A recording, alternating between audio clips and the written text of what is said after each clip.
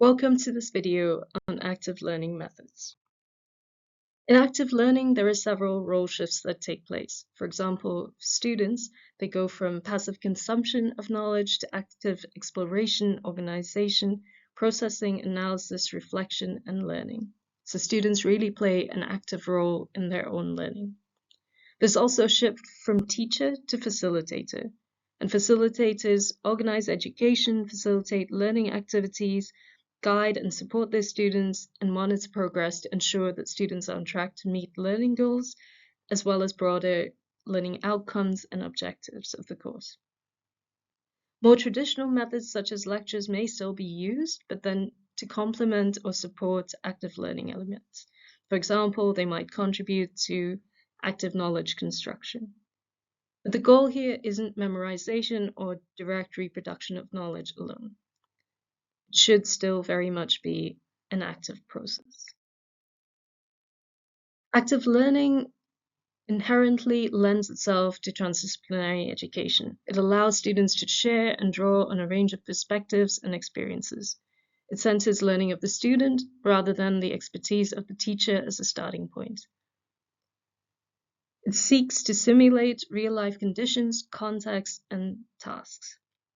It facilitates mobilization of prior knowledge. It also provides a space in which students can develop competencies, skills, and knowledge in interaction with the context. And students can, for example, go through and grapple with key questions, dilemmas, confusion, ordering, reordering, all as part of their learning process. Active learning also stimulates active organization, analysis, and reflection towards meaningful and lifelong learning. In active learning, there needs to be alignment between the competencies that are identified as necessary, as well as the course objectives, learning outcomes, and subsequently unit learning goals. As starting points, we can grapple with questions like, what are the needs? What gaps do we have in terms of competencies, knowledge, and skills? And what do we want our students to learn? And active learning involves processes of identifying and collecting information, processing and organizing that information, and then sharing with peers that can further organize and construct knowledge, but it's also a skill in and of itself that's particularly relevant to transdisciplinary education. Active learning also involves analysis and reflection. And while, particularly given the nature of transdisciplinary work, there's a lot of group work in active learning approaches here, they can also include individual elements as well. And active learning activities can be in person, on site. They can also be adapted to virtual environments or held in hybrid environments as well. And active learning can be in the form of a more comprehensive, structured approach, for example, problem-based learning, but it can also consist of separate active learning activities as well. So let's take a look at problem-based learning. So problem-based learning is one of those more comprehensive and structured approaches to active learning. It uses a real-life case or problem as a starting point and consists of a pre-discussion, post-discussion, and a period in between. So during the pre-discussion, students are invited to consider, for example, what is the nature of the problem in the case? What do we already know that is relevant to the case? And brainstorm about that. And what else do we want to know or need to know? They also define the learning goals for the unit and identify and source relevant resources and information.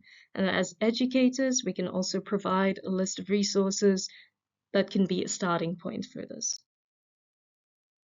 Between the pre and post discussion, students explore resources, they process the information they encounter, and they may also note down their own examples and experiences that may be relevant to the case. During the post-discussion, students come together and discuss what they have found with others in the group.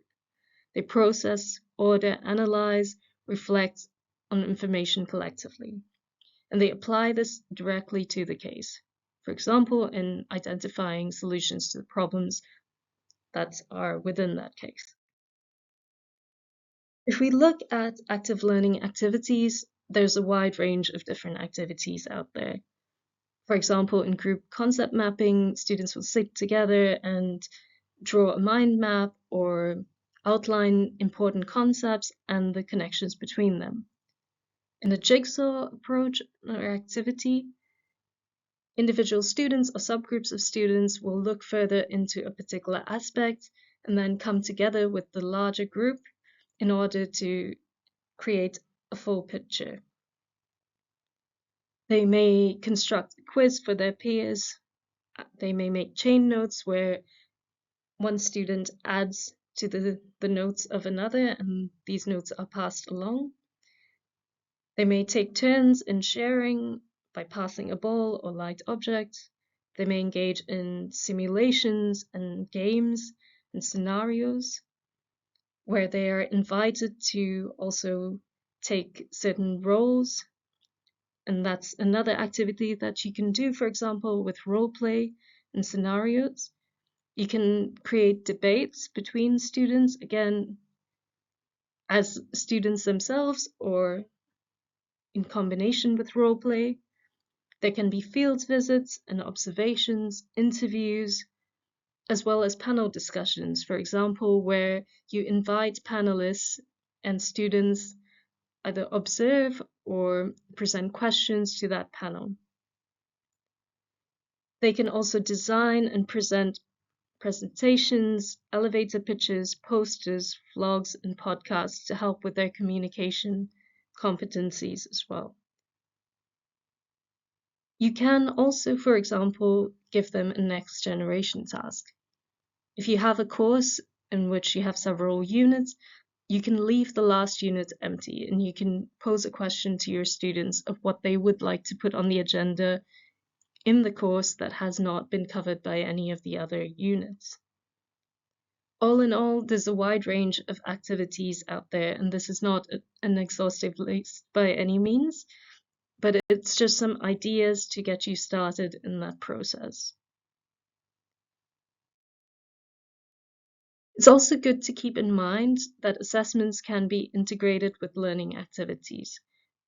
So you can have learning processes that are going side by side with assessments.